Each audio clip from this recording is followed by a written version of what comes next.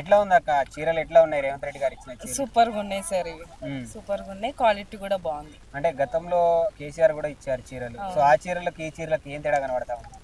అవి నార్మల్గా అంటే తీసుకున్నాం కానీ కట్టలేము, ఇవి కట్టే విధంగా ఉన్నాయి, నార్మల్గా కట్టుకొని వెళ్ళొచ్చు అనే విధంగా ఉన్నాయి. అందరికి ఒకే రకమైన చీరలు ఇచ్చారు కదా, అవును. ఎందుకు అన్నట్టు ఒకే రకమైన చీర? అందరము ఒకే అనే భావంతో, అంటే పేద నిరుపేద తేడా లేకుండా అందరికి ఒకే విధంగా శారీస్ అనేవి ఇచ్చారు అనేసి మేము భావిస్తున్నాము. ఉమ్. అయితే గతంలో కేసీఆర్ ఇచ్చిన చీరలు 50 రూపాయల చీరలు క్వాలిటీ లేదని చాలా మంది మేము పొలాలలో కట్టుకున్నాం. అక్కడ మీరు కట్టుకునేదా? నేను టప్పులో వేసిన సార్. డబ్బులలో తీసిరా?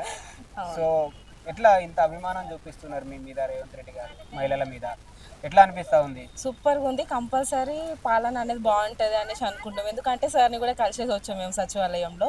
సో బాగా అనిపిస్తుంది, ఇంకా బాగుంటుంది అనేసి ఎక్స్పెక్ట్ చేస్తున్నాం.